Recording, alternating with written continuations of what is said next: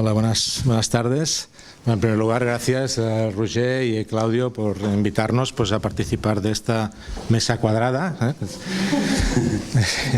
Los formatos son importantes, pero en todo caso, agradecer la invitación y lo que hemos intentado es no hacer de relatores exactamente, porque yo creo que era una tarea ingente con la cantidad de ideas que han salido en las 6 intervenciones que hemos tenido durante la mañana, pero sí que lo que me gustaría hacer básicamente es resumir en 3 cuestiones que creo que son básicas, que han planeado de alguna manera, creo, las 3 o las 7 intervenciones que habéis hecho vosotros y que generen una espoleta para que luego el debate sea más productivo, si se da el caso.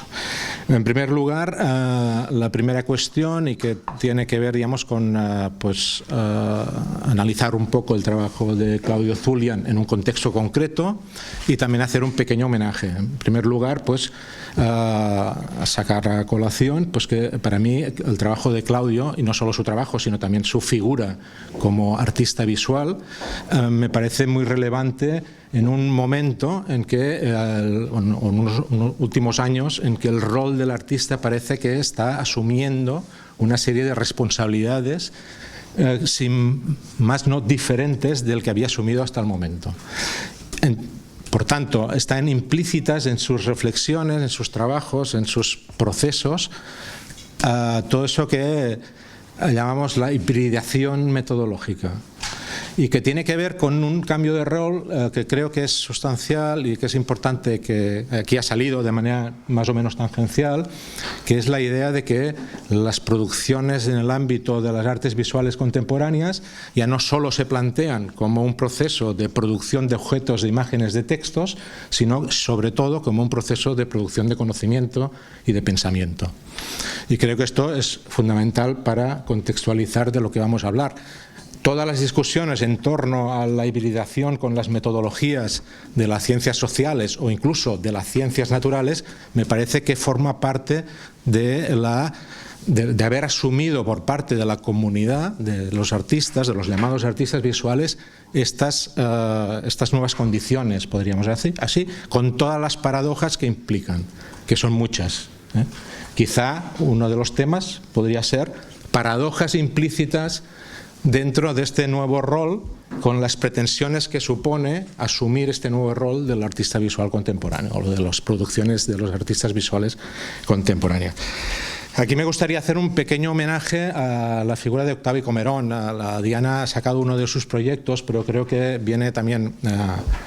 es interesante recuperar no solo su trabajo, la Fábrica Transparent, sino su tesis doctoral, que se llamó así también, la Fábrica Transparent, y que precisamente en el 2008 hicimos una mesa redonda, un debate en Canchalán sobre las cuestiones relacionadas a partir del análisis de lo que suponía la Fábrica Transparent aplicada al ámbito de las producciones de los artistas visuales. Y salió allí, bueno, podéis imaginar, como hoy, o sea, una cantidad de inputs y de cuestiones a resolver, o no, quién sabe, igual que hoy, que me parece interesante de recuperar. Tenéis el vídeo, lo podéis ver a través de YouTube, y creo que es interesante verlo después de estos 11 años que han pasado y ver si realmente estamos en unas dinámicas parecidas, si hemos solucionado algo de lo que allí salió.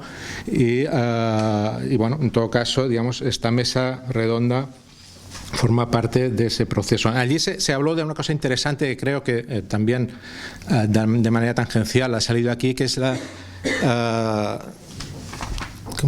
diferencia entre o cómo se utiliza en el ámbito de las artes visuales el concepto de creación y el concepto de producción. Creo que esto es muy relevante en estos momentos, porque se abre, esta era la segunda cuestión que quería proponer, que es que se abre un debate interesante. O sea, al mismo tiempo que en las industrias culturales, las ciudades creativas, las empresas que aplican el conocimiento de las artes visuales, en algunos casos muy vehementemente, o al menos en sus discursos, lo aplican a la empresa privada, a la empresa en donde se generan productos y mercancías, al mismo tiempo, desde el ámbito de las artes visuales, se reivindica no utilizar el concepto de creación, sino reivindicar el concepto de producción. Ya no estamos hablando de los museos como lugar en donde la creación se manifiesta, sino estamos hablando de fábricas de producción, y no solo de fábricas de producción, sino fábricas de producción de conocimiento, no de objetos ni de imágenes, retomando la primera idea. Esta me parece también que es una cuestión interesante porque de alguna manera incorpora dentro de la discusión el concepto de industria. Octavio Comerón otra vez hizo un proyecto, se llama Contrato Común, que precisamente ponía en cuestión todas estas dinámicas, ¿no? O sea, de reivindicación del artista como un trabajador que se le tiene que tomar desde el punto de vista de todas las paradojas también implícitas en lo que implica hacer un trabajo remunerado. Podríamos extendernos aquí, porque fue un proyecto que generó realmente mucha discusión, no solo, digamos, en el ámbito de lo simbólico, sino también en el ámbito del valor real, porque de hecho era un contrato que estaba basado en los contratos legales, y por tanto generaba toda una serie de discusiones de carácter económico vinculado a las leyes y a la aplicación de estas leyes, y también, evidentemente, toda una serie de reflexiones en el ámbito de lo laboral y del trabajo implícito dentro de los procesos artísticos del arte contemporáneo, ¿no? Y la otra cuestión que también me parece relevante y que ha planeado, muy transversal, y que quizá el que ha incidido más también es Jorge, es toda la cuestión con respecto a la presentación, representación, autorrepresentación, ¿no? Cuando estamos hablando de proyectos de esta tipología, en donde hay una intención explícita y muy vehemente para representar una realidad, sea con las estrategias que sean, a través de la ficción o a través, digamos, de pensar que esa realidad se puede mostrar de una manera efectiva sin caer en las paradojas implícitas de la representación, pues me parece que es interesante ponerlo sobre la mesa, porque hay muchos artistas que se lo plantean. De hecho, yo recuerdo muy bien la exposición que hiciste en el CCB, que te entrevisté precisamente para mi tesis, y allí tenías muy presente estas paradojas, ¿no? O estas ambigüedades o estas estrategias en donde tú querías plantear una... De hecho, la exposición se llamó Escenas del Raval, y otra vez la idea de escena, que me parece también que ha sido uno de los conceptos que ha ido saliendo toda la mañana, y tenías muchas dudas y que planteabas en la exposición precisamente con respecto a la capacidad de representación y autorrepresentación, en este caso de un barrio que es el barrio del Raval, ¿no? Por tanto, me parece que cabe de alguna manera recuperar estas cuestiones y lanzarlas así de una manera desordenada sobre la mesa redonda, para ver si luego nos podemos ir ligando en estos intersticios que decía Marrero, ¿no? Pues las podemos ir ligando entre todos y sacar algunas conclusiones que luego sean pues útiles para todos, ¿no? Buenos días. Bueno, primero también muchas gracias a Roger y Claudio por invitarme a esta sesión, y yo también quiero decir que han salido muchos temas, pero me voy a concentrar sobre todo en dos, sobre la visión o la percepción que he podido construir a partir de las imágenes de Claudio, ¿no? Y la primera es más bien sobre la relación sociocultural. Primero, por un motivo por un motivo especial. O sea, yo soy de Sabadell y he nacido allí. En cierta manera, lo que veo en las imágenes de Claudio es también el pasado de mi familia, porque soy hijo de inmigrantes que fueron al Vallés a empezar a trabajar, a ganarse la vida y trabajar en lo que fue un boom de desarrollo económico en la zona a partir de los años 50. Y porque llevo ya ahora tiempo también vinculado a ciertos movimientos sociales y políticos con el Ayuntamiento de Sabadell y para ver cuál es el futuro, ¿no? Cuál es el futuro de una región que cambió totalmente desde una percepción industrial y trabajadora hacia lo que se denomina una sociedad de servicios que tampoco la ha acabado de asumir de una manera real, ¿no? Y lo que me encuentro en cierta manera pues es esa discusión que además hemos tenido incluso estos últimos meses, porque en junio del año pasado montamos en Sabadell un debate sobre lo que era el Sabadell 2030, cuál era ese futuro de ciudad que no existe. No existe porque no hay unas propuestas formales que puedan definir hacia dónde se dirige un espacio o un colectivo que responde a, entre comillas, o a ese concepto de una ciudad que en su momento fue industrial y tuvo una potencia muy grande, pero que no ha sabido situarse todavía en un lugar que le determine como un espacio tanto social como cultural, por motivos, por ejemplo, de todo ese patrimonio textil, toda esa fábrica. Ese espacio que ha quedado transparente porque ya no existe el trabajador y con ello todo los movimientos sociales que hubieron alrededor y toda la vida pública de la ciudad ha desaparecido, pero queda ahí el espacio construido que no se sabe qué hacer con él. O sea, se cae a trozos. O sea, en Sabadell hay 28 fábricas, molinos que se están cayendo. O sea, no hay unas propuestas directas para trabajar sobre ello. Entonces, sobre esta idea de 2030 empezamos a intentar vislumbrar un proyecto de ciudad que pudiese unificar toda esa magnificación de espacios. Hubo también propuestas incluso de crear una segunda área metropolitana de Barcelona, que era el área metropolitana del Vallès, entre Granollers, Sabadell, Tarrasa. O sea, como esa necesidad de lo que fue un espacio social y económico muy fuerte que se ha ido desvaneciendo. Pero es que posiblemente en esas discusiones lo que faltaban eran estas imágenes. O sea, estas imágenes y estas construcciones de esas realidades que a veces, para entender las cosas, tenemos que verlas de otra manera. Oscar Wilde lo decía, ¿no? O sea, la gente aprendió a ver la niebla a través de los pintores de su época. Empezó a entender las cosas porque un nuevo significado se construía a través del arte y empezaba a abrir los ojos. O sea, ya no es solamente lo que tenemos, por ejemplo, en Sabadell, que es una visión de una ciudad dormitorio, porque realmente es una ciudad dormitorio, donde tenemos un pasado industrial que está en decadencia y que no acaba de encontrarse. Y esa es la visión que vemos. Pero es necesario abrir el abanico y empezar a crear nuevos discursos y nuevas visualidades que nos permitan entender esa visión que posiblemente no se acaba de comprender.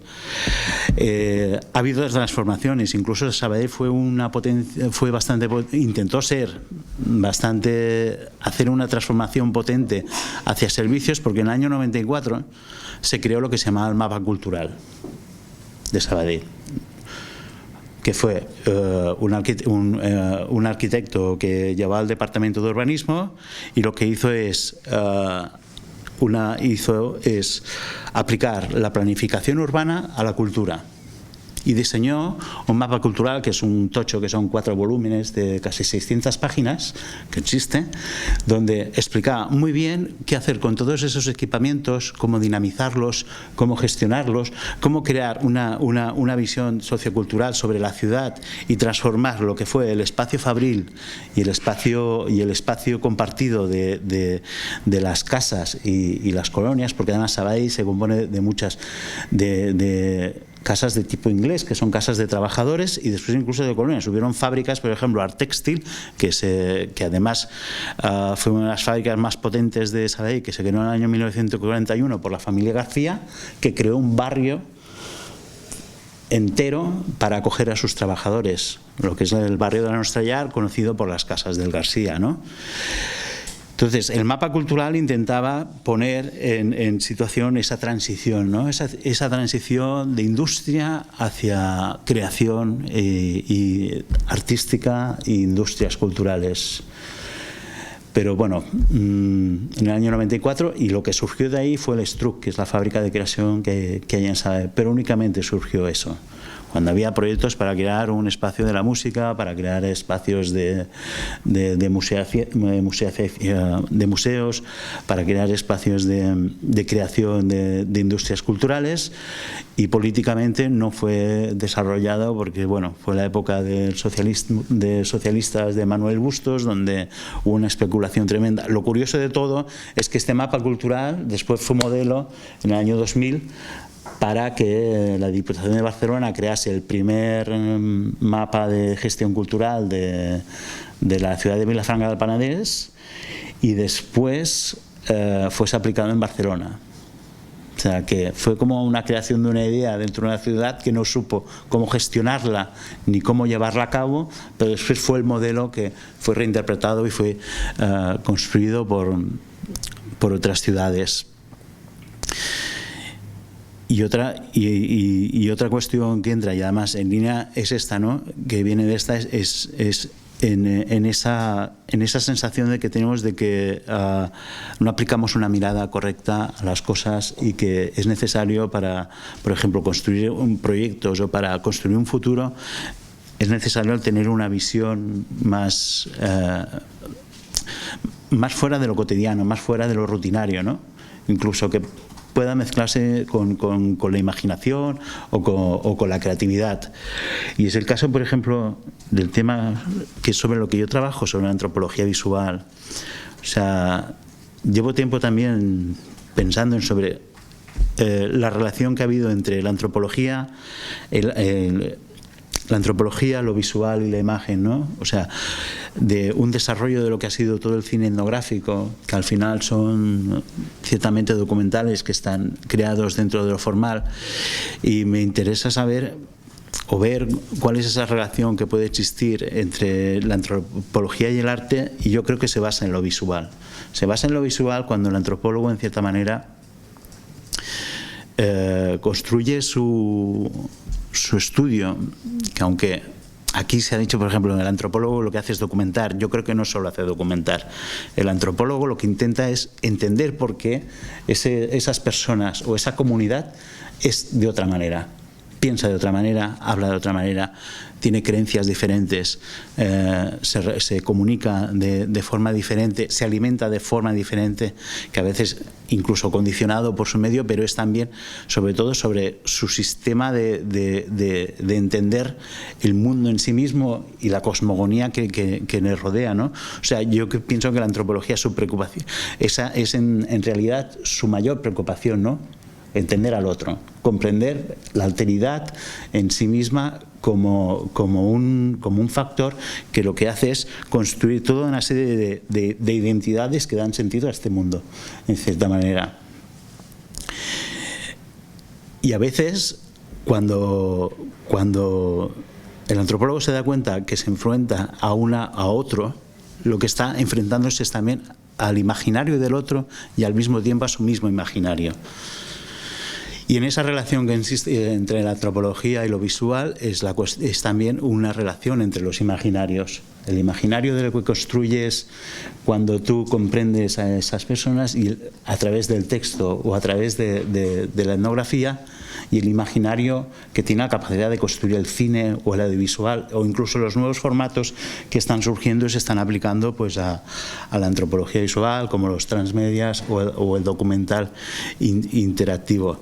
Y a mí es una de las cosas que me preocupa bastante durante bastante tiempo, es eso, ¿no? O sea, cómo se intentan relacionar esos imaginarios de una realidad que vemos y comprendemos y después la intentamos explicar, que yo creo que es un poco que es lo que has hecho, ¿no? En cierta manera lo que ha hecho Claudio con estas imágenes, ¿no? O sea, ha entendido un imaginario social que estaba en un contexto de transformación y además que tiene toda una serie de problemas que aunque no los hayas detectado, yo te los confirmo, o sea, existen esos problemas, existen unos problemas de que no se ha sabido crear un proceso de transformación de una región que además necesitaba hacerlo de una manera u otra. Y has construido tu propio imaginario que en cierta manera da respuestas a toda una serie de cuestiones que pienso que son importantes para un espacio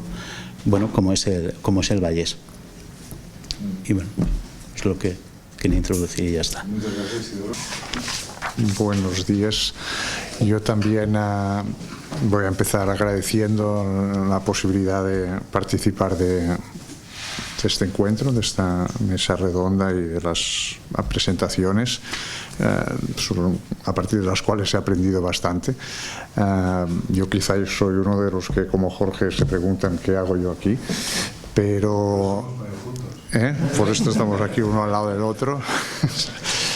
Pero, en fin, ha suscitado toda una serie de preguntas y de temas, ¿no? que son, creo, bastante interesantes.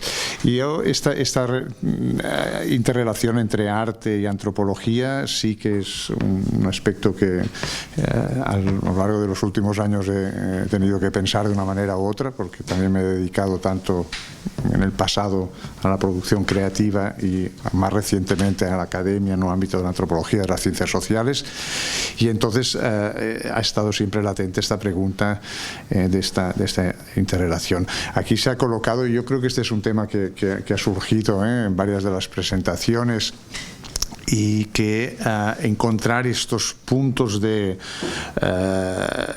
confluencia, de convergencia entre estos dos ámbitos supuestamente separados y que cada vez más vemos que dialogan, fluyen, etc.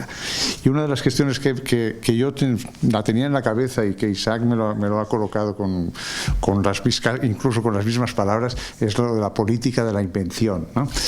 Me parece que ahí hay tanto un movimiento del artista intelectual, conceptual, que pasa a producir conocimiento, como también podríamos pensar en la inversa, es decir, el cientista social que empieza también a tener una dimensión creativa y una posibilidad de llegar a estos lugares de lo imprevisto, de lo no anticipado. Y en este sentido yo creo que sí que hay una correlación y una equivalencia entre la producción artística y la producción de las ciencias sociales o de la antropología. O por lo menos a mí me parece que muchas veces el antropólogo también tiene que pasar por este proceso que Mahoma también ha comentado.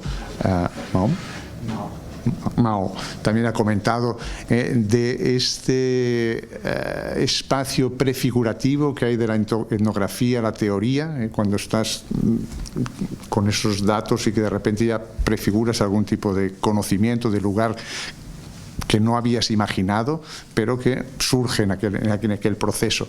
Y yo lo sintetizaría con la palabra creatividad, ¿no? Como este dominio que perpasa tanto la antropología como el arte.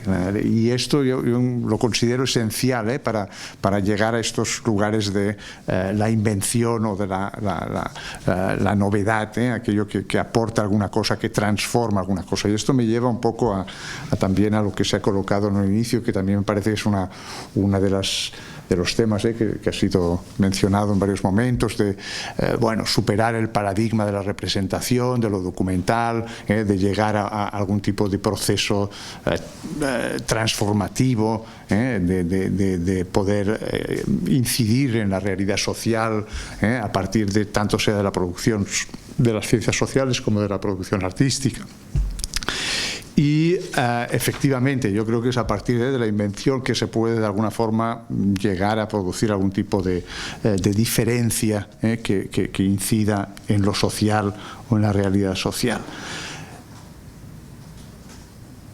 Esto también, ayer noche hablábamos de los criterios del impacto que ahora están siendo considerados dentro de la academia como un factor en las puntuaciones, etc. Entonces también me parece interesante pensar de qué manera este tipo de producción intelectual que se produce en la academia puede de alguna forma transformar las dinámicas sociales, las relaciones sociales o la comprensión de esas relaciones sociales.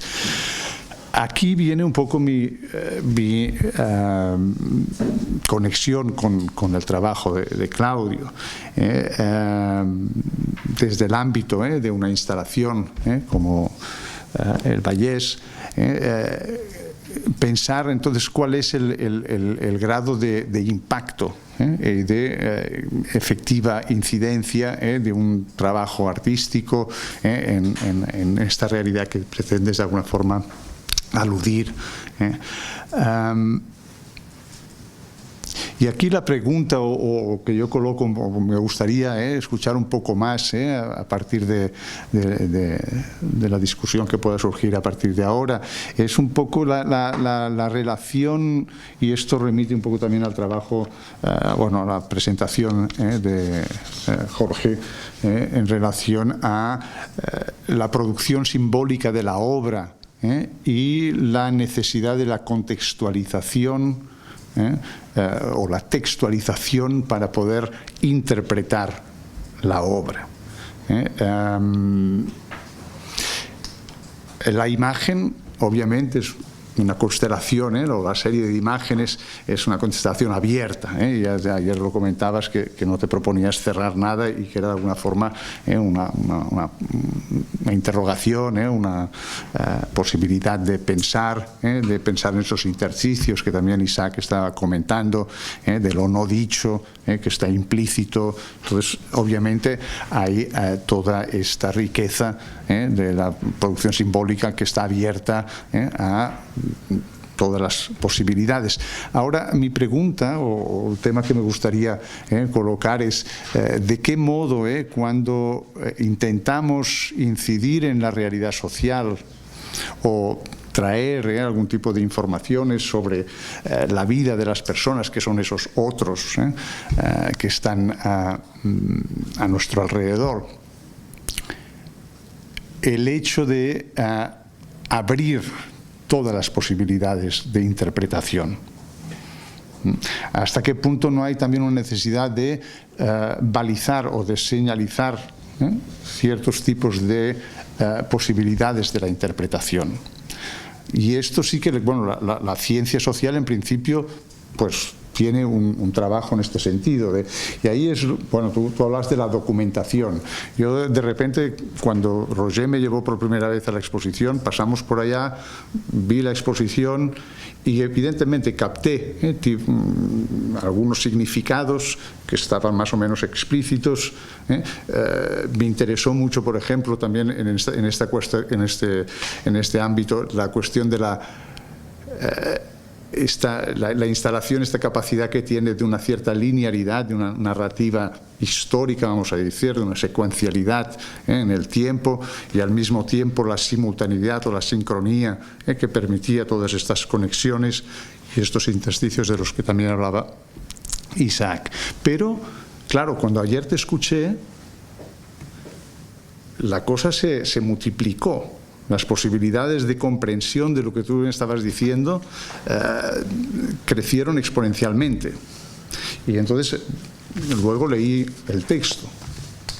Y entonces esta complementariedad para mí me parece extremadamente importante.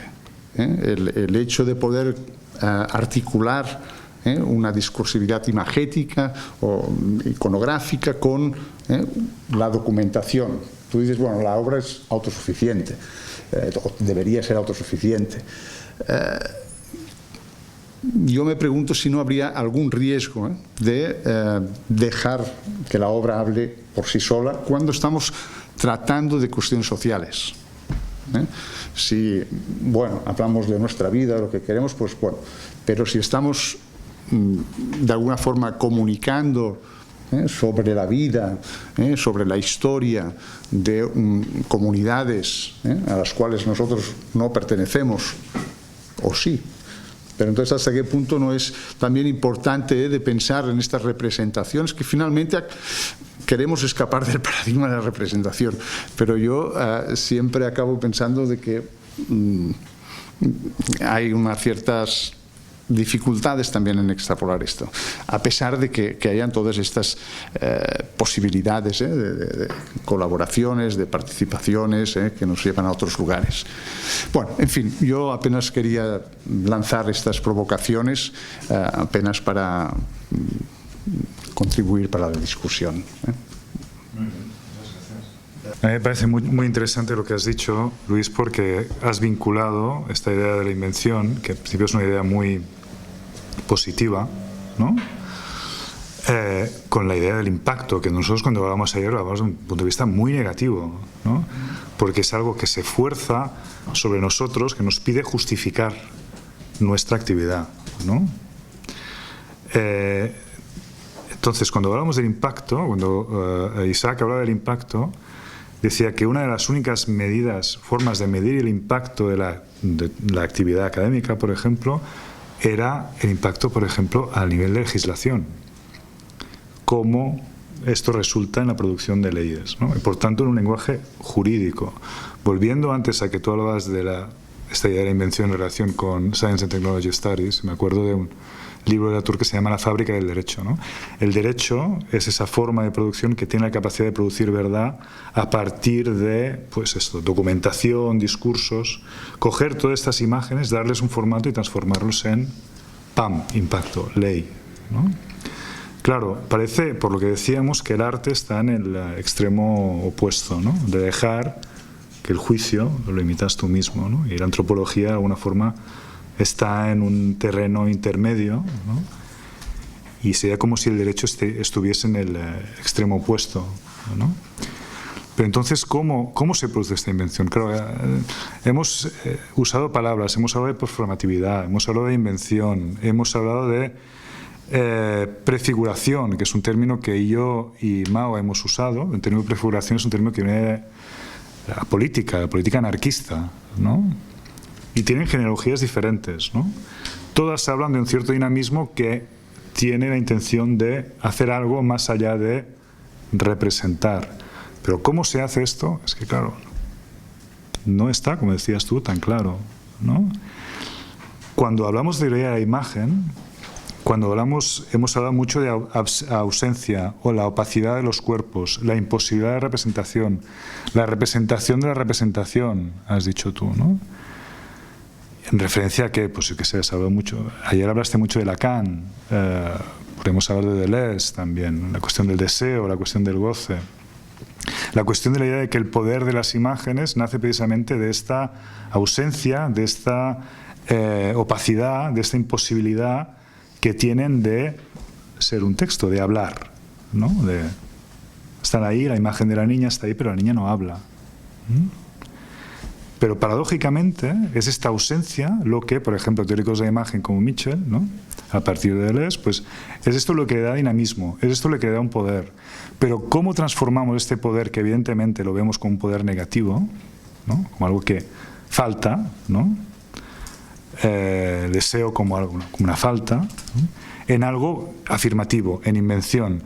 Hablabas de recursividad, ¿no? Tú antes también, Isaac, cómo esto es algo que revierte en, pues eso, recursividad. ¿Qué quiere decir? Pues haces imágenes, haces textos, haces debates, hacemos una mesa redonda, llevamos las imágenes al valle, y esto es como una especie de círculo virtuoso. Pero este círculo virtuoso tiene otro lado, que es lo que no hemos hablado, todo lo que no hemos podido hacer o lo que no pudiste hacer con este proyecto. Todas las respuestas que fueron negativas, todas las puertas que estuvieron cerradas, todas las opacidades, ¿no? Hay estas dos partes. Hay, digamos, 2 o 3 cuestiones básicas que me parece que estamos todos dándole vueltas, ¿no? Yo creo, para empezar, que hay que tomarse en serio una crítica como antes de hablar de arte y antropología, hay que tomarse en serio una crítica al estatus de verdad ahora, lo que es la verdad ahora mismo, que es la verdad científica. Si no criticamos eso, estamos condenados todo el rato a preguntarnos, ¿pero qué dice el arte que pueda ser verdad? Porque en realidad sentimos que el arte no tiene una verdad, no dice una verdad. La verdad la dice la ciencia. Y por lo poco que sé, al haberme acercado a la antropología, esta es una duda que habita la antropología desde sus comienzos, ¿no? La antropología puede decir la verdad o no puede decir la verdad. Y siempre habrá alguien de las ciencias duras que dice, no dice la verdad porque no lo podemos matematizar, ¿no? Por ejemplo, ¿no? Y entonces el intento será responder con estadísticas y con cosas así que permitan decir, no, lo podemos formalizar casi como si fuera una ciencia dura, ¿no?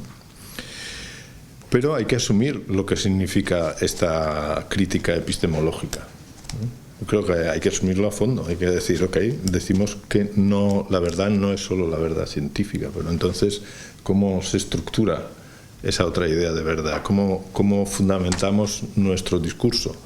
Porque a partir del trabajo sobre esta cuestión, que es propiamente una reflexión epistemológica, es como podemos encontrar los tránsitos entre arte y antropología.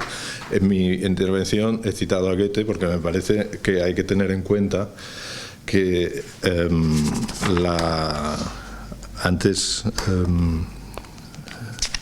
creo que fue Pep que habló de la novedad de esos dos papeles, ¿no? Del artista como productor de conocimiento y el artista como productor de obra, ¿no?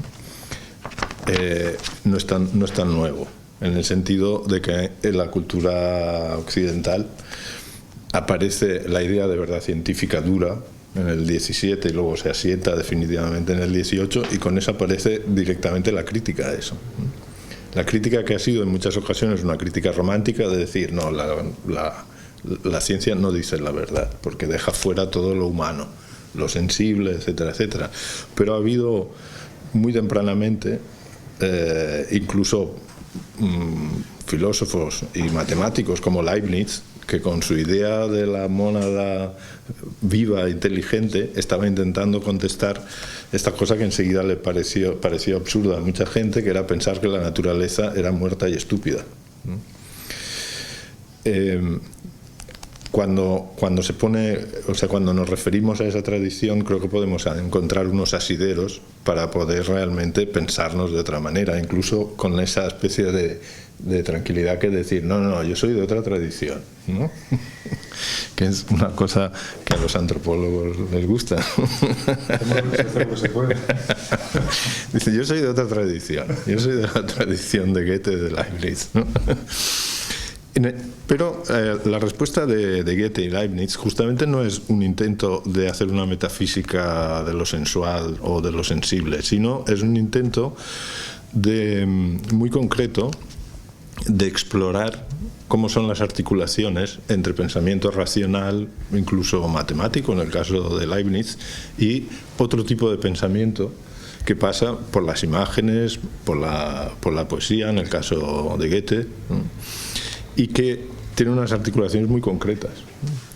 Pensar esas articulaciones concretas como cultura también responde a lo que tú planteabas, es decir, cuando hablamos de que la obra de arte es autónoma, digamos, en realidad no estamos hablando que de pronto vive en una especie de vacío donde emite unos rayos de conocimiento así a partir de sí misma, sino que estamos hablando de que tiene la capacidad de generar sentido por sí misma, pero ese generar sentido por sí misma es necesariamente una cosa que se da dentro de una cultura. O sea que en realidad ese generar sentido es sobre todo recibirlo, el sentido.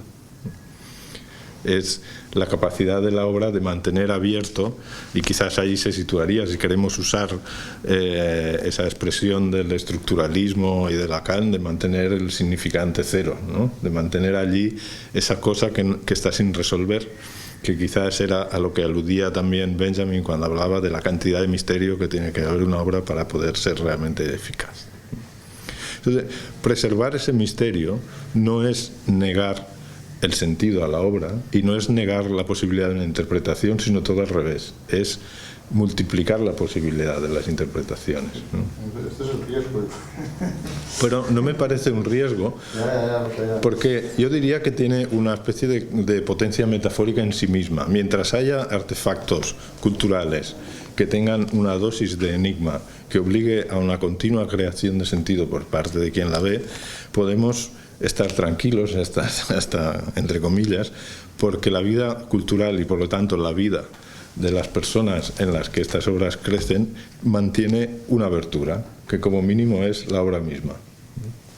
Creo que estos días lo hemos hablado, ayer y hoy, la cuestión obrera, la cuestión del trabajo, la cuestión del capital, en este momento se nos aparece como una losa en la que prácticamente casi que no tenemos respuesta. Nos sentimos superados por la potencia del capitalismo globalizado y transnacional, tanto como se debieron sentir superados los obreros del 19 por esa increíble capacidad organizativa que ha tenido el capitalismo, que es el genio del capitalismo, ha sido esa capacidad de movilización y de organización.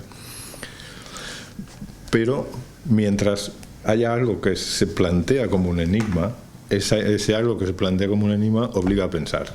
Obliga a pensar, además, obliga a sentir que esto no está cerrado, que todo el sentido no está saturado, no está todo explicado, no todo es transparente. De ahí mi reivindicación de los cuerpos opacos, ¿no? En la corporalidad es donde encuentro yo que hay una resistencia, una cosa que no hay manera de acabar con ella, ¿no? Y por eso me ha dado un placer muy particular el haber adivinado lo que quería hacer Elizabeth, ¿no? El haber adivinado que le apetecía hacer eso, porque finalmente lo que pone en juego es su propia opacidad, ¿no? Dice, sí, una relaciones públicas de una empresa que más posmoderna no puede ser, que es una empresa de consulting financiero, ¿no? Porque de eso era esa empresa, que está situada en esa torre toda transparente de ese proyecto supuestamente de viraje al sector servicios Sabadell, y allí ella ofrece su cuerpo para mostrar que no hay manera de que sea transparente, que todo es transparente, que todo se puede describir y entender, pero ella misma no, ¿no? Ahí está, como un lugar, como un punto ciego y como un enigma. Y eso a mí me parece profundamente político. Luego, evidentemente, las preguntas por la funcionalidad están allí, y es obvio que hay imágenes que tienen que ser muy comunicativas y que tienen, digamos, hay que organizarse para hacer una mani. No podemos andar con enigma, hay que decir en qué sitio, a qué hora y por qué, ¿no? Esto está claro. Pero si todas las imágenes sirvieran para hacer una mani, yo creo que sería la última mani. Ha de haber imágenes que no sirven para hacer una mani, ha de haber imágenes como que tengan una dosis de misterio que está allí para que digamos, sí, hemos conseguido esto, pero ¿qué más? ¿No? Ese qué más, ese punto que está sin explicar es lo que se preserva en el trabajo artístico. Y creo, además, que esto es, en tanto que pregunta propiamente epistemológica desde la propia antropología, a mí me parece que quizás es la ciencia humana más apasionante, porque se está preguntando por lo que es la ciencia delante de lo humano, ¿no? De alguna manera, y por lo tanto allí sí que estamos en el mismo barco. Sí, en Barcelona, con la pasada legislatura en el ayuntamiento han recibido fondos como setas, no lo digo despectivamente, es que efectivamente es como setas, la población micológica, los grupos y asociaciones que se acercan al marginado, que se acercan al desfavorecido, a la sociedad gitana, en fin, no hago identificaciones, cito casos, ¿no? Y claro, eso es el peligro de lo que, si yo te he entendido bien, tú planteabas, ¿no? Es decir, el que el arte se convierta en un instrumento misionero. Y los misioneros no van a otra cosa que evangelizar. Por lo tanto, ese es un peligro, porque estos grupos, los que sufren a los misioneros, son destinatarios de la obra. Mientras que el visitante es el visitante objetivo de la obra, es decir, objetivo en el sentido de target, ¿no? Estamos ante una obra que lee una, no sé si llamarlo clase media joven, que siempre ha leído y siempre ha...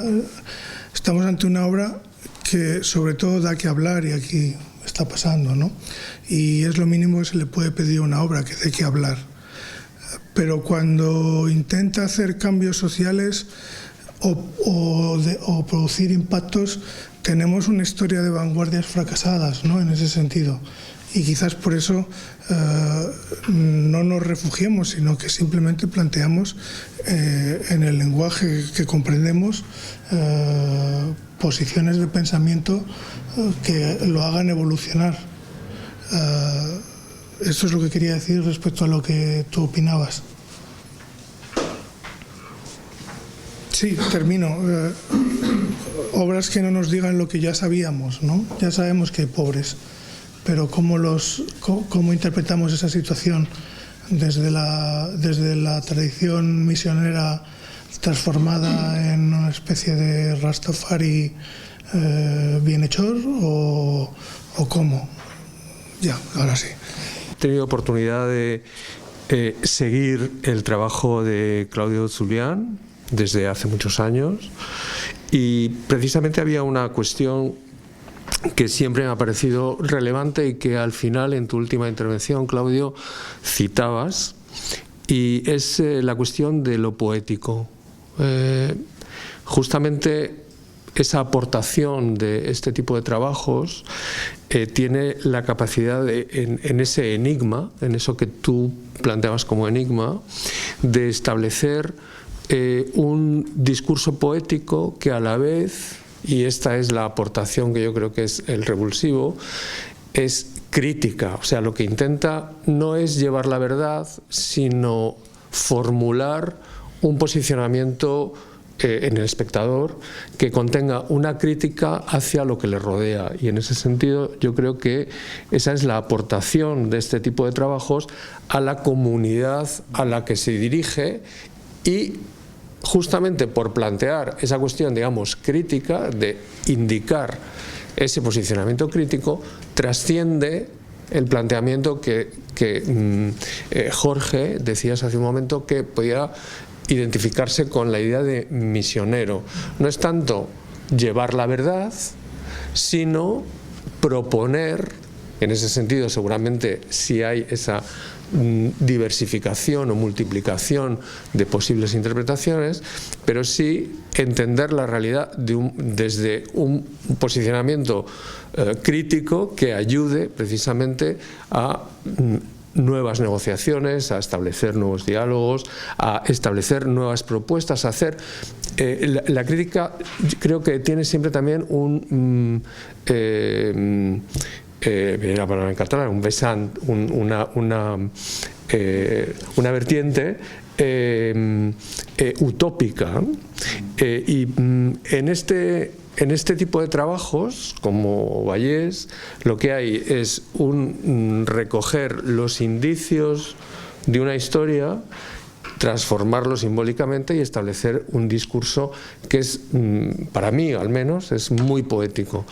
Quería resaltar precisamente que el funcionamiento del sonido en la primera sala, ese ruido de la fábrica, que es como un eco, es digamos el recitado oral, lo que es el relato oral de esa historia, ¿no? Y era muy importante esa sucesión de imágenes donde lo que cambia es la luz, pequeños movimientos, y son esas escenas de alguna manera que tienden a construir o a propiciar una nueva construcción de identidades, ¿no? Identidades que tienen que ver tanto con el pasado como con el futuro. En ese sentido, este tipo de trabajos también tiene esa vertiente de participación, como tú citabas Raval, ¿no? Escenas del Raval, tenía una voluntad, y yo creo que ahí está un poco el núcleo fundacional de tu trabajo. Había una voluntad de hacer participar como actores al barrio, a la gente. Eso también fueron años en los que Craigie Horsfield hizo el proyecto para la Fundación Tapies de La Ciutat i la Gent. Es un momento, yo creo, en el que aflora una necesidad de nuevas narrativas, de contar las historias y las pequeñas historias de otra manera.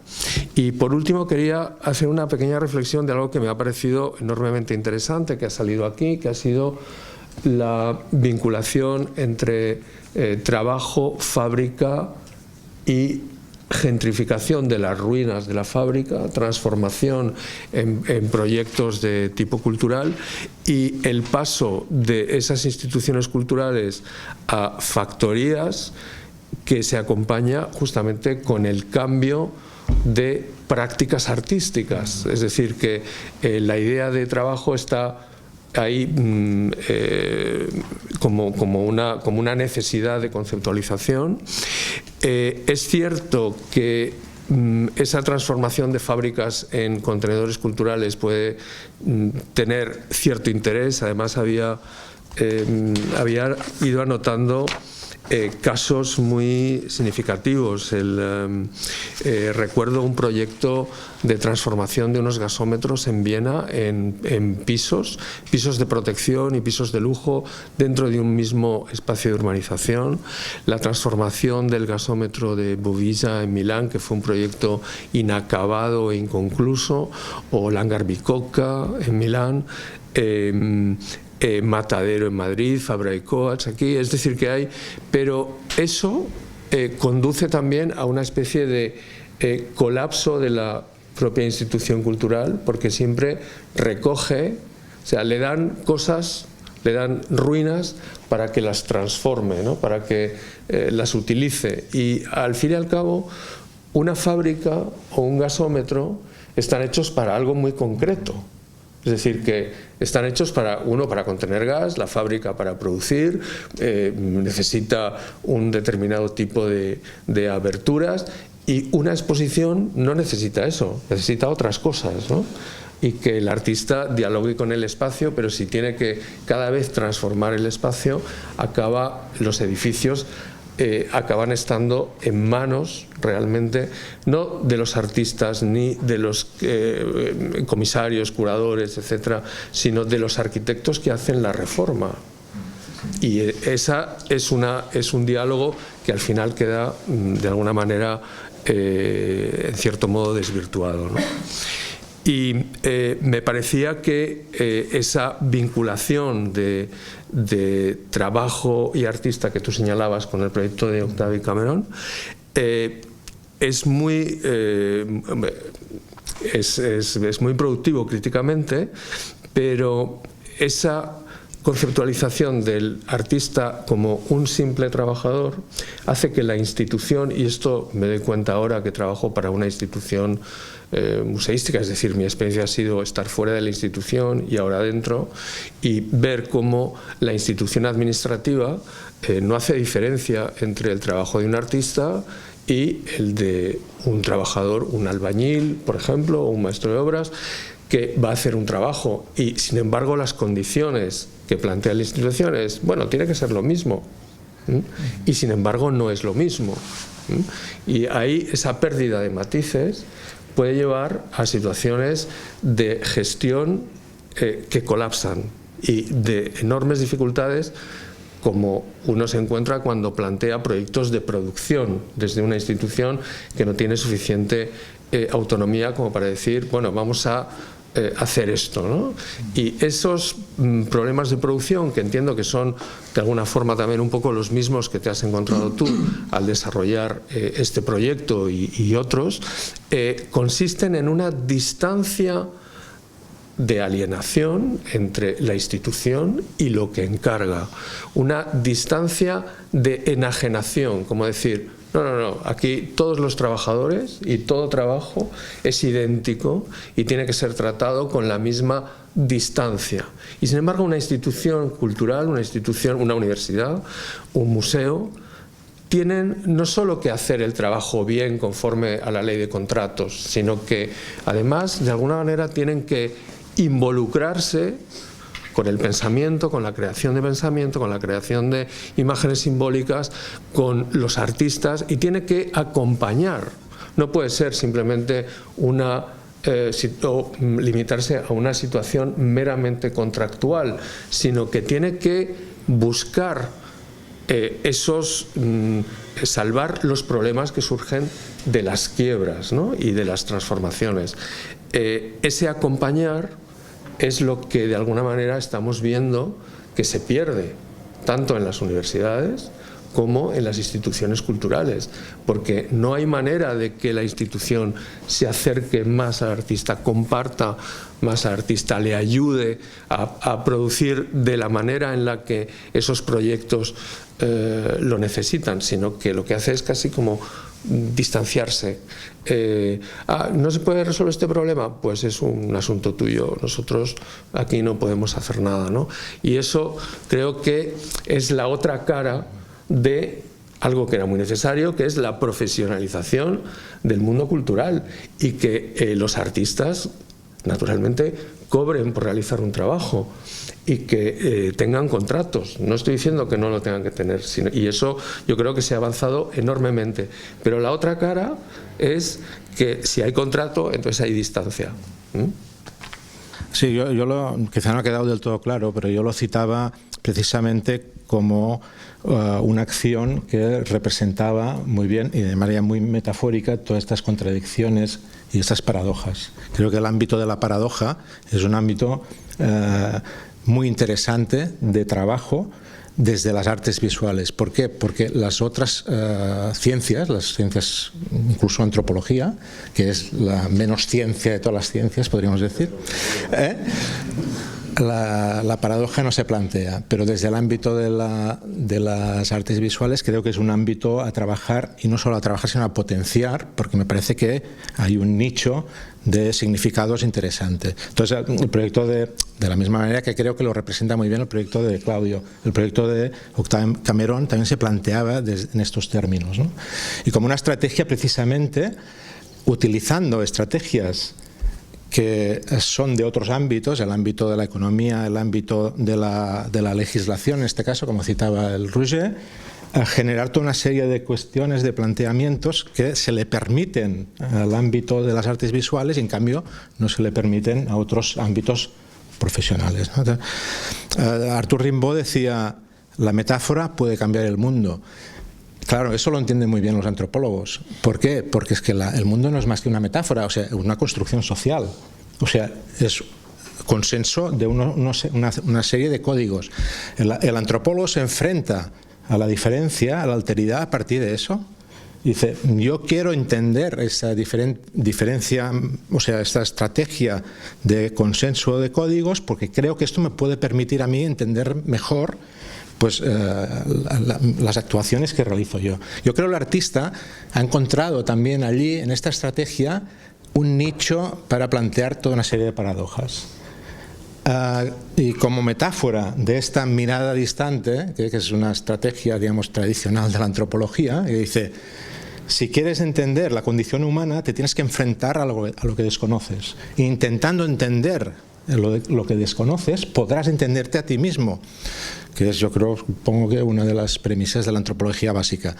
Yo creo que los artistas, yo decía, quizá en estos últimos años, no creo que en el siglo XVIII se planteara desde esta perspectiva, pero en estos últimos años creo que de manera más o menos eficaz, porque evidentemente hay proyectos, digamos que los teníamos todos aquí, como que han tenido un impacto, no solo no han tenido impacto, sino que han tenido un impacto muy negativo.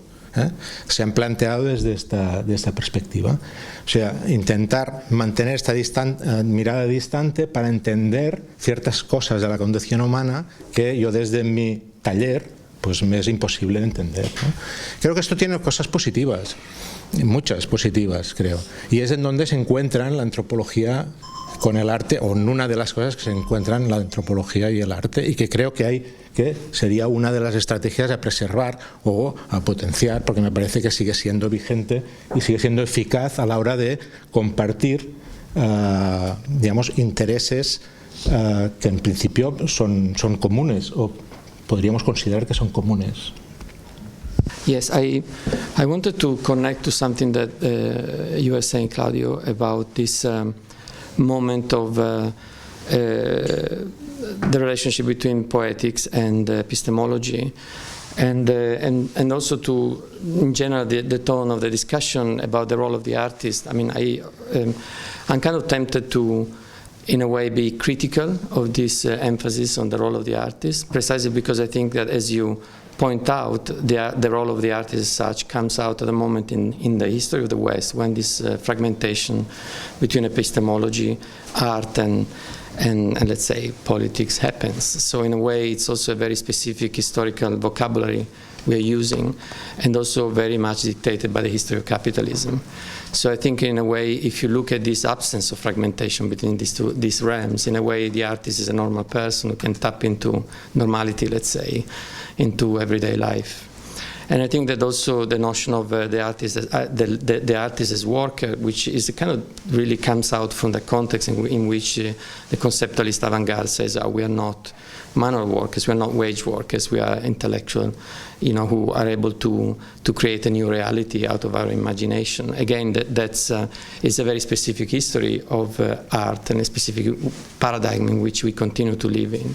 So I think that anthropology could help also in relationship to forms of art, non-Western art, like I'm thinking about Senghor, that talks about art as knowledge production, for African mask as a way of embody knowledge, for instance. Of course, this becomes very primitivist, so how to hold in balance all this tension. That's one thing that it's in the back of my mind, that perhaps we are still working in a vocabulary of fragmentation, and only in that context of fragmentation, images or representation has this kind of immense power, right? If we think outside the context, maybe the power can be contextualized, and then what is the role of the artist in relationship to tapping into what really matters, let's say, in the contemporary. And the other thing that I was thinking is also about the contemporary context of the art sector, which to me also art and culture, the distinction between art and culture is a bit kind of fragmented at the moment. I don't know where to put the line, in which there is a real corporate movement of museums to become like factories, and more and more, like, of course this vision is dictated by living in London and being in relationship with also American literature of curating, but this is very strong. So in a way, this kind of isolated artist is a projection maybe of this kind of mass production that happens, and so how that kind of middle level can be achieved also in terms of economies of art, also in terms of language, in terms of really try to disrupt this. In a way, again, the economy of art, we've been saying, is an outcome of the industrialization. I mean, you could say that Lumière had already understood that the workers were leaving the factory already then. So, that's, yeah. Siguiendo con lo que decía Mao, yo creo que hay una cuestión de contexto importante, ¿no? O como decía Jorge respecto a Barcelona, también hablaba de esto Pep cuando hablaba de este workshop de hace 10 años, digamos, este discurso heterónomo sobre el arte, ¿no? Que el arte tiene que desaparecer en otra cosa, que el artista es un trabajador, que, etcétera, es un discurso que en Barcelona ha sido muy dominante, ¿no? Y muy pervasivo, con todas sus contradicciones, ¿no? Y a mí lo que siempre me ha interesado del trabajo de Claudio es que se situaba un poco al margen de esto, precisamente a partir de la idea de entender su trabajo desde un punto de vista no como un trabajador del arte, sino como un profesional, es decir, como una persona que produce arte, pero no, digamos, desde un punto de vista, pues, de una especie de colectivo heterónomo, sino como un profesional del arte, desde un punto de vista igual que sí que es cierto que tiene que ver con ideas más pues históricas de la estética, que en realidad es lo que, cuando Rancière habla de las políticas de la estética, lo único que hace es reivindicar una tradición occidental, ¿no? Desde Kant, Schiller, etc. Pero la posición de este artista es algo que yo he encontrado que Claudio, en el contexto barcelonés, es igual de los únicos que reivindica, y que reivindica la producción del arte como la producción de imágenes y el poder de estas imágenes, ¿no?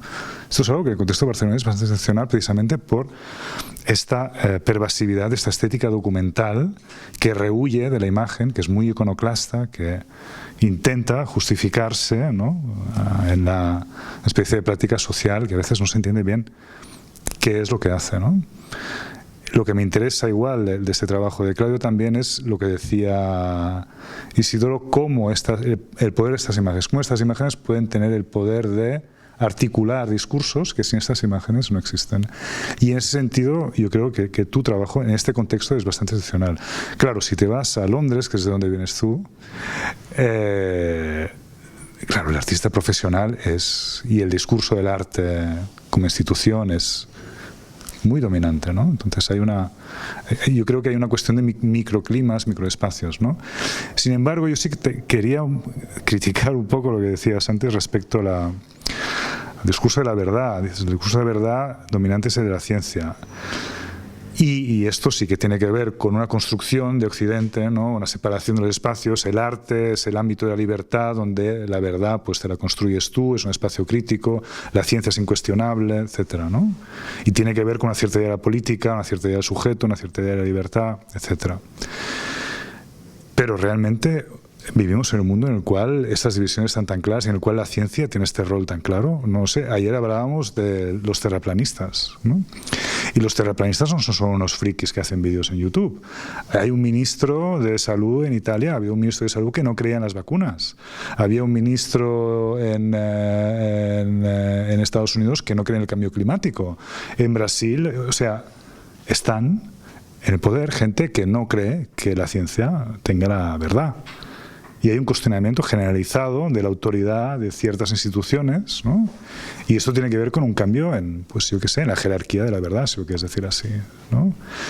Y todo esto es un efecto dominó. Yo creo que en este sentido el arte también cae. O sea, si el arte tenía un sentido respecto a otro dominio completamente claro que era la ciencia, que todos respetábamos y tal, si este dominio ya no existe, también cuál es la posición del arte tampoco acaba de ser tan claro.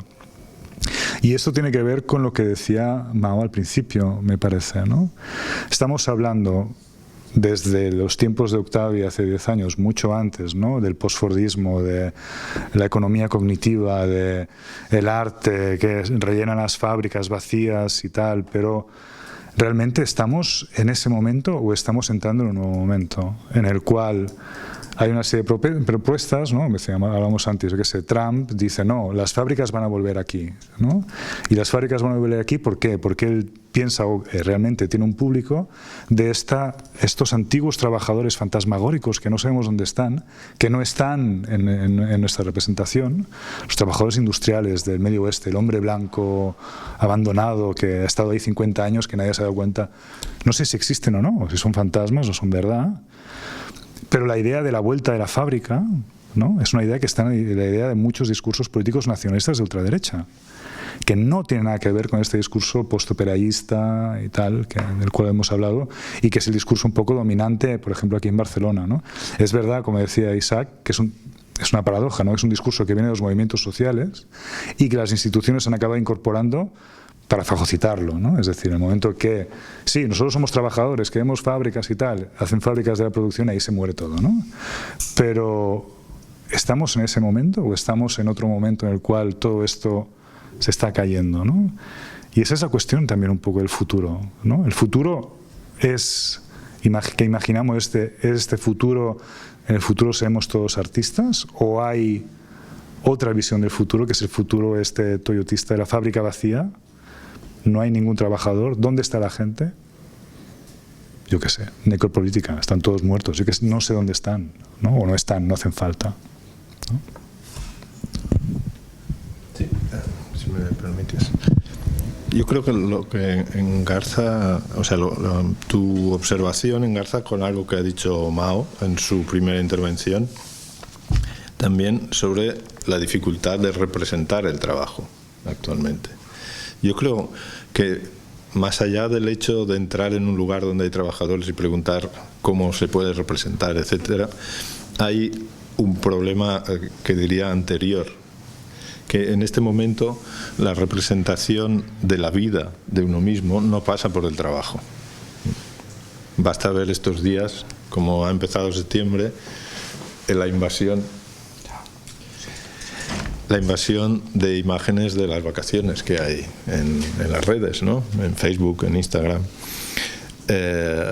La gente, ninguno de ellos ha posteado una imagen de su despacho diciendo heme aquí otra vez, ¿no? Ni lo va a hacer. Entre otras cosas también porque hay leyes que te prohíben hacerlo directamente, ¿no? En la empresa. O sea que la tan cacareada transparencia también es una dificultad de producir imágenes de esto, porque la imagen se ha vuelto un enjeu, ¿no? Un lugar de la lucha por la presencia en nuestra sociedad. Entonces, y eso es una cosa, a mí me ha interesado siempre mucho el trabajo, porque me ha parecido una verdad en el sentido antiguo, ¿no? De aquello de decir, sí, la sociedad transparente, las vacaciones, etcétera, etcétera, incluso la democracia, pero 8 horas al día, como mínimo, estás con alguien que te dice lo que tienes que hacer, ¿no? En un lugar donde tus gestos están regulados por leyes que no te pertenecen, o sea, estás alienado, en el sentido clásico marxista del término. Y eso además, en la generación a partir de los 60, con el consumismo, ha dejado de ser un lugar donde pensarse, un lugar donde, por ejemplo, las luchas que pueda haber allí puedan dar sentido, como lo dieron a las generaciones de trabajadores, de sindicatos, que directamente digamos, marcaban el calendario y su memoria personal y colectiva a partir de los grandes momentos de las luchas obreras. Claro, allí te pregunto yo a ti, ¿no? ¿Qué hacer en este momento, ¿no? En este momento donde el trabajo no es que haya desaparecido, o sea, no se ha vuelto transparente en sí, que también, ¿no? Se ha vuelto como más difícil de detectar, porque incluso hay formas de trabajo que parecen no serlo, ¿no? Como cuando trabajas pero te diviertes, pero produces datos para que las empresas, ¿no?, los exploten, sino además cuando uno mismo ya no se piensa como trabajador, considera el trabajo como un accidente, y uso esta palabra en el sentido filosófico del término, ¿no? Como algo que no forma parte de la esencia de tu ser, sino como algo que viene sobrevenido y que se te pone encima y dices, sí, yo trabajo de esto, pero de verdad, me gusta el fútbol, me gusta viajar, me gusta tal, ¿no? Todas las cosas que ocupan el ocio. Creo que allí tenemos un problema, y hasta cierto punto esta reivindicación del artista como trabajador es muy vintage, ¿no? Porque debe ser el último que se reivindica como trabajador, ¿no? Todo lo demás no quieren ser trabajadores, se hacen otras cosas, ¿no? Aparte de trabajar. I don't know how to answer. I mean, there are two dimensions. One is the global dimension, and that's why I've been doing, for instance, research in Brazil, where I was looking at models of capitalism that were completely different from our model. And if Bolsonaro and other people manage to close the boundaries, the national boundaries, that that kind of industry might as well come back. We don't know. So part of my work has been working. I mean, I am an anthropologist of work, so I also write about it. And so it's been about challenging the post-Fordist paradigms, thinking this is the condition, the world condition. The work is material now, and bodies are necessarily opaque. But of course, extractivism is what drives most of the economy around the world. So it's a basic process of mining or extraction, including extractivism in material labor. So that one has been there. And the other thing is just imagining, I mean, what you are doing, I think, with image is great in the sense that I could go through the history of representation of labor and finding faults in all of them in relationship with this kind of tension between positive or negative vision, or between opacity or presence. So I think what you're doing really is working with this tension. And also I think your text is really beautiful. So you're working on different levels. You're working also as a philosopher in terms of knowledge production that accompany your images. I'm just at the moment thinking myself, you know, how can we rethink about labor as in terms of positive productivity, as a social productivity, as a kind of even magical kind of component, something that it's positive, instead of describing it as a quantity. Or so this is very interesting. Of course, in terms of representation, involves also let's say non-visual forms of representation, or thinking about non-visual forms of representation, which you're already doing by writing. But yes, I mean, there's no easy answer. But I think your work is very inspiring for that reason, because it works on different fronts, let's say. Yeah. Me hace pensar, lo que estamos hablando ahora es hasta qué punto el discurso de una ruptura radical en relación a las formas de construcción identitarias en torno al trabajo y de la propia naturaleza del trabajo, que estamos como detectando como un proceso importante, y también como criticando la narrativa postfordista como la única manera de entender ese proceso. Una cosa que me hace pensar es, hasta cierto punto, me parece que está basado en una identificación del trabajo con ciertas formas del trabajo que han tenido una visibilidad dominante, como la fábrica, por ejemplo, y en la invisibilización de otros tipos de trabajo que no han tenido esa centralidad. Por ejemplo, el trabajo reproductivo ha continuado, y las formas de ruptura son completamente diferentes, si las ha habido, ¿no? Y entonces, no sé, cuando hablamos de grandes cambios en relación al mundo del trabajo, creo que una dimensión importante es, a lo mejor estamos hablando de la fábrica, no del trabajo. Estamos hablando de una manera y de un espacio específico, de una forma específica de organización del trabajo, que tiene su propia historia, obviamente cortada por cuestiones de género, pero que yo dudaría en extrapolar los procesos que han sucedido en torno a la fábrica a una explicación general o un modelo general para entender el trabajo. Porque lo mismo podríamos hacer utilizando el trabajo reproductivo, y la narrativa sería completamente diferente. Y quizás incluso más interesante, en el sentido de que coloca el centro en otro lugar, ¿no? Y pienso en trabajos, no sé, clásicos de arte feminista, de Joe Spence, de Mary Shelley, que trataban de, digamos, de navegar la relación que había entre formas de trabajo vinculadas al cuidado, por ejemplo, y espacios fabriles, ¿no? Y creo que, no sé, está bien tener en cuenta eso, ¿no? Hasta qué punto el modelo de la fábrica se puede exportar. Y la otra cosa, no tiene mucho que ver con esto, pero tenía que ver con algo que has hablado repetidamente, es la idea del deseo de imagen, ¿no? Y no sé si podemos quizás retomar, me parece una idea interesante para pensar con ella. La idea de que hay algo así como un deseo latente de imagen al que en algunos casos explícitamente comentabas haber respondido, ¿no? Haber vehiculado ese deseo a partir de la puesta en escena. Y es interesante, porque creo que la relación con las imágenes hay una profunda ambigüedad. Hay también un deseo, pero hay una saturación enorme con respecto a las imágenes. Entonces, la responsabilidad de producir y, digamos, soltar más imágenes al mundo me parece una responsabilidad tremenda, ¿no? Pero al tú hablar de que en algunos casos proviene directamente de haber identificado un deseo, no sé si te apetecería hablar un poco más de la mecánica de ese trabajo, de cómo se identifica, bueno, no sé si qué es el deseo de la pregunta, pero cómo trabajar con él o cómo vehicularlo a partir de la práctica, ¿no? Solo era ese apunte. Sí, cuando hablo de deseo de imagen, por una parte me refiero un poco al paradigma clásico psicoanalítico, si quieres, ¿no?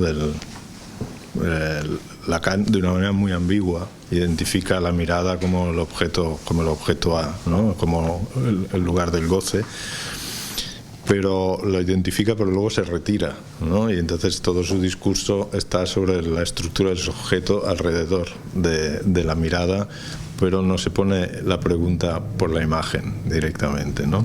Se la escamotea, utilizando por ejemplo, la figura de decir que nosotros somos vistos, ¿no? Como su gusto por girar ese tipo de perspectiva, ¿no? Decimos, venimos al mundo siendo vistos por los otros, lo primero que somos sujetos vistos por los otros, ¿no? Y esto lo lleva en algún momento a citar directamente la posibilidad de ser vistos por los objetos, ¿no? Claro, desde el punto de vista nuestro tiene algo de trampa, porque por un lado pone el acento en algo que es obvio, que las miradas constituyen nuestro campo del deseo, pero por el otro, al poner el acento en el hecho de que no, lo que hay delante de la mirada es algo específico, al poner el acento sobre la mirada se escamotea esa relación. Ahora mismo hay estudios que intentan como revertir esa situación. Yo he leído hace poco a Bredekamp, ¿no? el acto de imagen, donde Bredekamp intenta justamente preguntarse sobre la imagen como tal, cómo se constituye respecto de nosotros, de la mirada.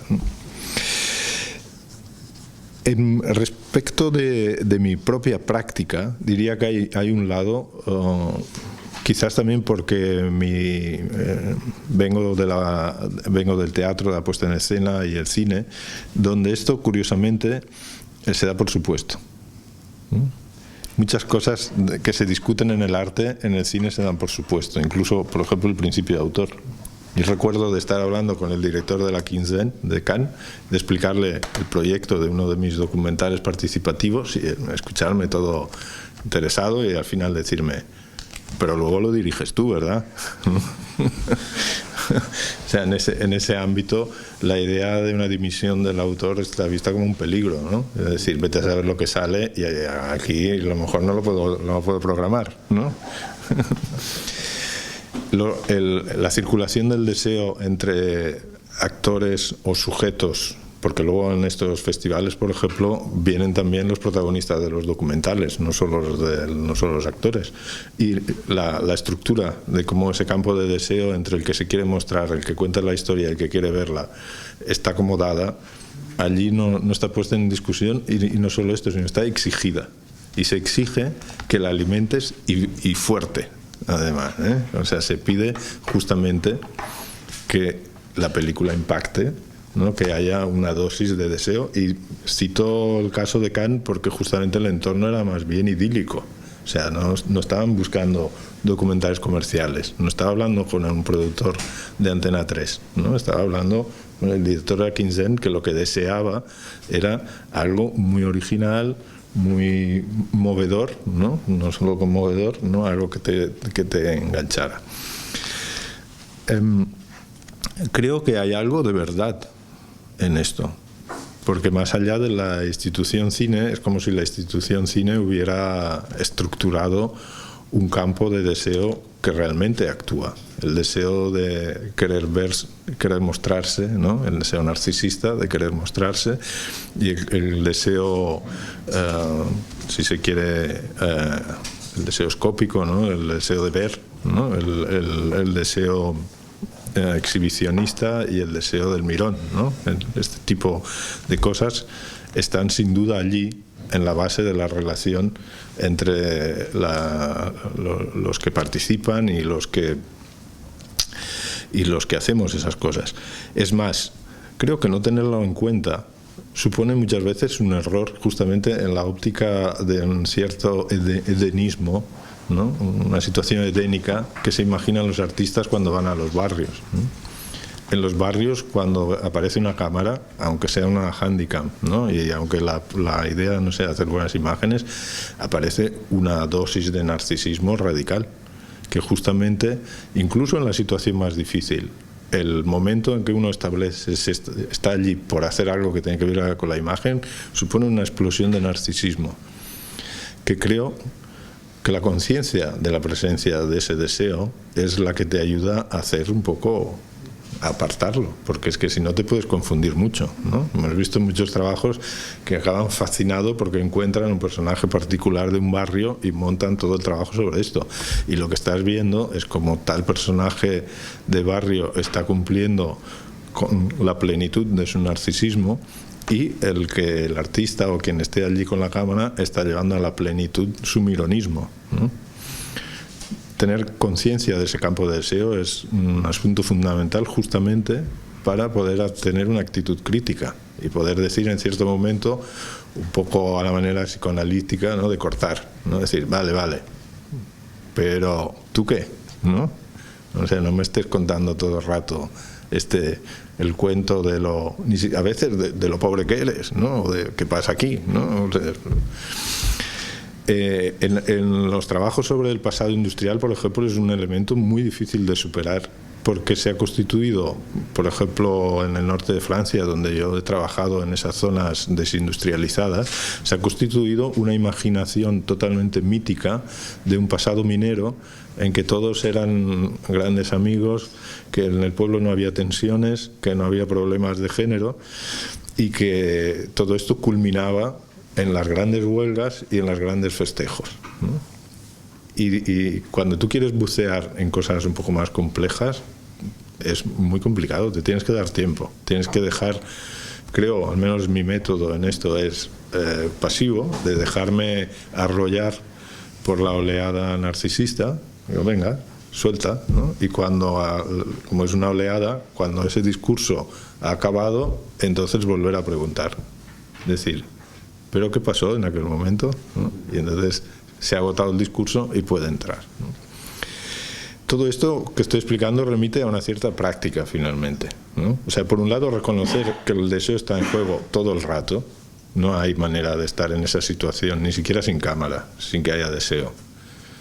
Sea porque perteneces a ese campo como indígena, ¿no?, porque formas parte tú de él, sea porque vienes de fuera, y el que viene de fuera es objeto de deseo por definición, ¿no? Y el tener una conciencia clara de ese campo, una cierta práctica, a la manera un poco de los psicoanalistas, ¿no?, de tener claro cuáles son las estructuras básicas de cómo funciona ese campo de deseo, te permite justamente de encontrar esos momentos geniales que vienen después de estas oleadas de exhibicionismo o de mironismo, que son unos momentos de verdad, ¿no? Y uso esta palabra ahora como más bien de manera poética, ¿no? Esos momentos en donde hay una revelación, de pronto algo se revela allí, ¿no? Hemos hablado del caso de Elizabeth, fue una revelación, yo no tenía ninguna intención de que fuera ella, ¿no? Pero ella corporalmente expresaba, como cuando estábamos ahí hablando de vendríamos y tal, expresaba incluso cómo se desplazaba en el espacio, cómo se relacionaba conmigo, ¿no? Un deseo de no irse, de seguir allí en el set, cuando yo estaba pensando en el set, y todo esto, mi práctica de estas cosas lo detectó. Y entonces pensé, a ver si la miré, pensé que tenía, digamos, era un cuerpo que era, incluso él mismo sin expresar nada, era bastante, tenía justo esa mezcla de particularidad y de universalidad que permitía que representara algo, representara una trabajadora de estos ambientes, y por otra parte en sus dudas, en lo que me estaba transmitiendo de deseo, detecté que probablemente podía hacer algo. La ventaja después de estas cosas es que aunque no te la juegues a un día, porque se rodó un día solo, porque no tampoco era tal, si hubiera fallado habríamos hecho otra cosa, habríamos vuelto a hacerlo con una actriz o lo que fuera, ¿no? Fue una prueba y salió bien. En realidad solo es hacer un comentario, porque no es meterme a fondo. Ha habido ideas interesantísimas, menos mal que se está grabando, y no me voy a meter con todas estas ideas porque la verdad que no acabaría, ¿no? Simplemente una cosa, para insistir un poco también en el tema con el que acabé mi intervención, ¿no? Se ha hablado de deseo de imagen, se ha hablado de prefiguración, de invención también, ¿no? De ficción en cierta medida. Simplemente insistir en esa idea, ¿no? Un poco también planteabas un poco este debate. El potencial político, decía yo, el término que usaba era de la producción simbólica, ¿no? Y citaba pues a Italo Calvino cuando decía todo realista es un conservador.